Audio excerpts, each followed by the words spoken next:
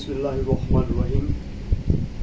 नाज़रीन, डॉक्टर आसिफ हाज़िर खिदमत हूँ। आज जो मैं वीडियो अपलोड कर रहा हूँ, आपको दिखा रहा हूँ, ये उन लोगों के लिए हैं जिनको सांस की तकलीफ़ होती है, दमे की तकलीफ़ है या एलर्जी है। तो उन लोगों के लिए कुछ मैंने ये डिवाइसेस रखी हुई हैं। ये पीक फ्लो मीटर है। ये जो है मैं आपको दिखा रहा हूँ, इसको पीक फ्लो मीटर कहते हैं। लेकिन ये भी है, ये इस शक्ल का होता है, ठीक है। तो ये भी है एक। इसमें ये डॉक्टरों के लिए होता है कि उन्होंने किस तरह असेस करना है कि सांस की रुकावट कितनी है और दमे की शिद्दत कितनी है छाती में। आमतौर पे जब दमा होता है या एलर्जी छाती की होती है तो उसमें ख़ास किस्म की आवाज़ें आती हैं जो कि मरीज़ खुद भी सुनता है। वो आके हमें बताता है जी कि सीने में घुटन महसूस होती है, खांसी आ रही है, सांस पूरा नहीं आ रहा है, सांस में रुकावट है, आवाज़ें आती हैं।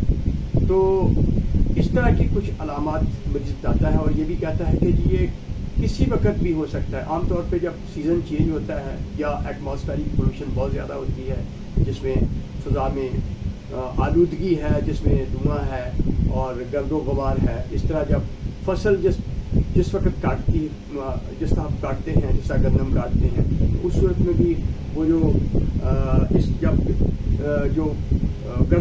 इस किस्म के जो रेमनेंट्स होते हैं वो हवा में जो है शामिल हो जाते हैं। और इसी तरह जब बाहर आती है और फूल खिलते हैं तो उस वक्त पोलन भी जो है वो फ़ज़ा में मोहलक हो जाते हैं, फ़ज़ा में होते हैं। तो उसमें फिर ये है ख़ास किस्म की, इसके हमारे ये मेडिकल प्रोफेशनल्स के लिए भी है, ज़रूरी है कि उनको पहचान होनी चाहिए कि ये क्या चीज़ है। इनको हम पीक फ्लो मीटर कहते हैं और इसका किसके लिए यूज़ होता है कि हमने देखना होता है कि सांस की नाली में रुकावट कितनी है। इसके ऊपर ये रेड कलर वाला निशान है, सबके पास होगा, इसमें भी होगा रेड कलर वाला निशान जो मैं दिखा रहा हूँ। ये देखें, जब सांस की हम मरीज़ को कहते हैं कि हमने ये डायग्नोस करना है कि मरीज़ को, एक तो हम क्लिनिकली ये स्टेथोस्कोप लगा के चेक करते हैं। अगर हम देखें कि हवा की जो एंट्री है, जो वो हवा बाहर जा रही है या अंदर आ रही है, उसमें हवा में थोड़ी सी रुकावट है और उसमें ख़ास किस्म की आवाज़ें, जिसको हम अपनी ज़बान में जो है छाँ छाँ छाँ की आवाज़ें हमें इससे सुनाई देती हैं, हम उसको वहीज़िंग या रोंकाई कहते हैं। तो ये इसको पेशेंट को हम कहते हैं यूँ मुँह में रख के इसको पहले 0 पे ले आते हैं और फिर हम उसको कहते हैं कि इसको फूंक मारो। देखो अभी ये 0 पे है, तो जब मैं इसको फूंक मारूंगा तो देखिए ये ऊपर जाएगा।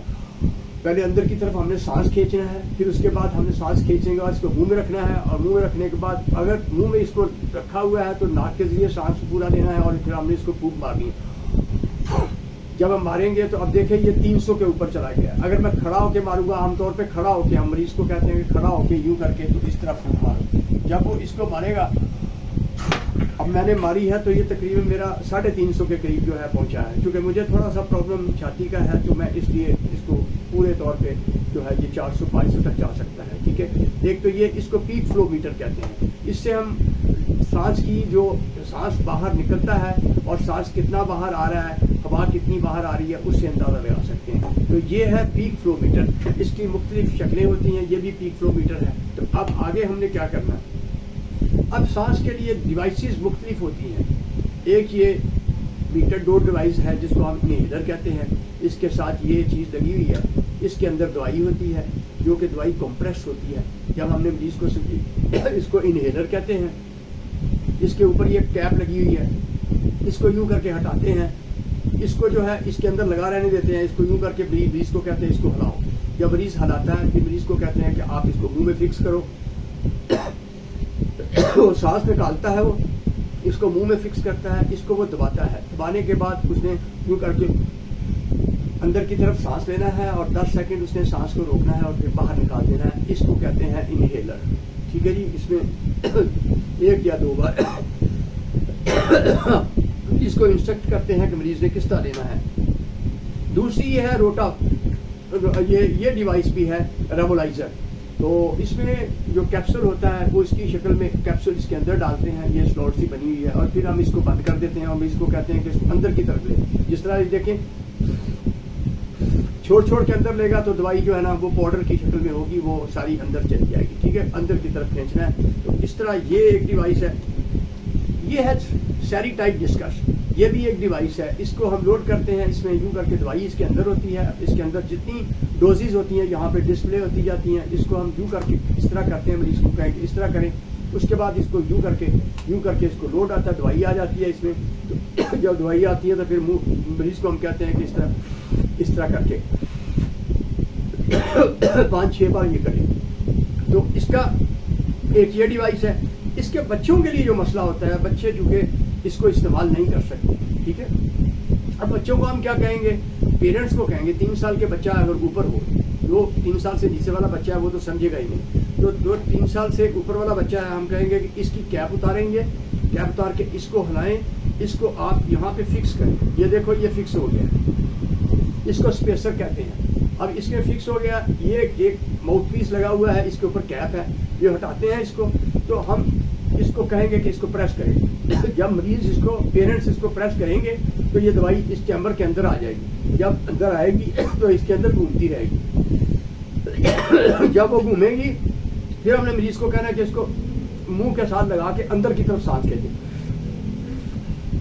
6-7 बार सांस खींचे। ये दवाई इसके अंदर जो घूम रही होती है वो सारी जो है ना वो अंदर चली जाएगी और सांस की नालियों में जाएगी। और सांस की नालियां जो है ना उसके जो वहाँ पे सोज हुई होती है, वहाँ पे बलगम होती है, वहाँ पे जो सांस की नालियों के पट्टे जो होते हैं स्मूथ मसल, वो कॉन्स्ट्रिक्ट करके तो नैरो कर देते हैं, उनको तंग कर देते हैं। वो इसके अंदर दवाई जो होती है वो पट्टों को रिलैक्स करेगी, पट्टे जो है वो खुल जाएंगे और वहाँ पे जो सोजन हुई है वो भी कम हो जाएगी। दवाई इसके अंदर शामिल होती है तो उससे जो है ना सांस की रवानी जो है बरकरार हो जाएगी। और जहाँ पे सांस साफ होता है, हमारा फंक्शनल पार्ट जो होता है वो एल्यूलाई है। एल्यूलाई वो जगह है जहाँ पे खून की नालियाँ और एल्यूलाई, जो फेफड़ों का जो एल्यूलाई है उसकी मेम्ब्रेन आपस में मिलती हैं। वहाँ से एक्सचेंज ऑफ गैसेज होती है प्रेशर ग्रेडियंट के थ्रू। जहाँ प्रेशर, जिस चीज़ का प्रेशर ज़्यादा होगा वो लो प्रेशर की तरफ चली जाएगी। फर्स्ट करो, जब हम सांस अंदर लेते हैं तो उसमें ऑक्सीजन का प्रेशर ज़्यादा होता है, तो ऑक्सीजन जो है खून में चली जाएगी और खून के अंदर जो है कार्बन डाइऑक्साइड होती है वो आगे, वो जो है वो सांस की वो उसके साथ अंदर आ जाएगी एल्यूलाई में, और एल्यूलाई के साथ फिर वो जो है वो बाहर निकल जाएगी। इस तरह जो है ऑक्सीजनेटेड और डीऑक्सीजनेटेड ब्लड, ऑक्सीजन जो है वो आर्टीरियल ब्लड से कैरी करेगी, वीनस ब्लड में चला जाएगा, वीनस ब्लड जो है वो हार्ट में जाएगा, हार्ट में फिर जो है फेफड़ों में जाएगा, जो खून डीऑक्सीजनेटेड ब्लड है तो उसके अंदर जो है साफ होकर फिर दोबारा आएगा। तो इस तरह का ये डिवाइसेज हैं जो मैंने आपको दिखाई हैं। और तरीका ये आना चाहिए कि ये जो है अगर बड़े हैं तो बड़ों को मैं बताता चलूँ कि बड़ों ने क्या करना है। तो देखें ये निकल गई है, बड़ों ने इसको हिलाना है, इसके अंदर दवाई कंप्रेस्ड होती है, हिला के इसको मुंह में यूं करके फिक्स करना है और इसको पहले सांस बाहर निकालना है यूं करके, फिर उसको मुंह में फिक्स करना है, करने के बाद इसको दबाना है और अंदर सांस खींचना है। 10 सेकंड आपने सांस को रोकना है। तो बस इस तरह दवाई जो है आपके फेफड़ों में चली जाएगी। ये जो डिवाइसेज हैं ये सांस के मरीजों के लिए बहुत ही फायदेमंद है। आप पूछेंगे क्यों फायदेमंद है? कुछ लोग कहते हैं जी डॉक्टर साहब ये तो लग जाएगी। एक्चुअली लगने वाली बात नहीं होती है, बात को एक्यूट इन्फेक्शन होती है। एक्यूट इन्फेक्शन ये होती है कि आर्थिक तौर पे कोई छाती की और सांस की नाली की तकलीफ हो गई और सांस की नालियाँ तंग हो गई, तो आर्थिक तौर पे खोलने के लिए भी हम इसको चंद दिनों के लिए तजवीज़ करते हैं। लेकिन एस्थमा के मरीज जो है उसके लिए भी हम बताते हैं, क्योंकि दवाई जहाँ पे चाहिए होगी दवाई वहाँ पे जाएगी। अब अगर हम गोलियों की शक्ल में लेंगे या टीके की शक्ल में लेंगे या कैप्सूल की शक्ल में लेंगे तो वो दवाई जो है, या शरबत की शक्ल में, वो दवाई पहले मैदे में जाएगी, मैदे में अंतड़ियों में जाएगी, फिर जज़ब होगी, फिर सारे जिस्म में घूमेगी और फिर जाके वो फेफड़ों में आएगी। इसका काम ये है कि ये डायरेक्ट जो है जहाँ पे हमें जो चाहिए कि दवाई असर करे, जहाँ पे दवाई ने काम करना है वहाँ डायरेक्ट पहुँचेगी, हवा के जरिए जाएगी। तो ये उससे बेटर है। ये ज़हन से निकाल दें कि ये लग जाएगी। ये चंद दिनों के लिए भी इस्तेमाल हो सकती है। जो एस्थमा के मरीज होते हैं उनको हम कहते हैं लगातार इस्तेमाल करें, वो एस्थमा की या एलर्जी की शिद्दत के ऊपर डिपेंड करता है। तो ये हैं चंद एक चीज़ें जो बहुत ज़रूरी थी। इसके अंदर कैप्सूल डालते हैं और इसको यूँ करके इसको भी अंदर की तरफ सांस खींचेंगे, इस तरह करके ये मैंने उन लोगों के लिए बहुत फ़ायदेमंद है, बल्कि डॉक्टर हज़रात को भी सीखना चाहिए कि इसको किस तरीके से, ये मैंने डेमोन्स्ट्रेशन दे दी है, तो आप जो है खुद अपने जो पेशेंट है, जिसको दमे की तकलीफ है, जिसको एलर्जी की तकलीफ है, अगर आपका डॉक्टर जो है आपको इस किस्म की डिवाइस तजवीज़ करता है, ये है, तो आपको पता होना चाहिए कि आपने किस तरीके से इसको इस्तेमाल करना है ताकि आपको पूरा फ़ायदा। बाद लोग होते हैं कि वो उनको पता नहीं होता कि उसको किस तरह इस्तेमाल करना है, वो बजाय अंदर सांस ले रहे हैं कि वो बाहर की तरफ सांस खींचते हैं, तो दवाई तो अंदर नहीं जाएगी दवाई। उसके बाद आपने क्या करना है, जब इस किस्म की डिवाइस आप यूज़ करेंगे उसके बाद आपने खुली कर लेनी है, बस सिंपल इज दिस। तो इससे ये होगा कि दवाई के साइड इफ़ेक्ट आपको नहीं होंगे, जहाँ दवाई चाहिए वहाँ जाएगी। तो डॉक्टर आसिफ को इजाज़त दीजिए। अगर आपको मेरी ये वीडियो पसंद आए तो आप इसको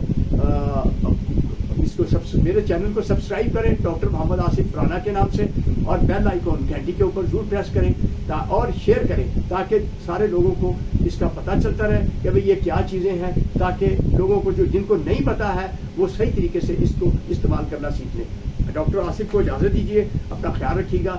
गॉड ब्लेस यू। अल्लाह हाफिज़। अस्सलाम वालेकुम रहमतुल्लाहि व बरकातुहू।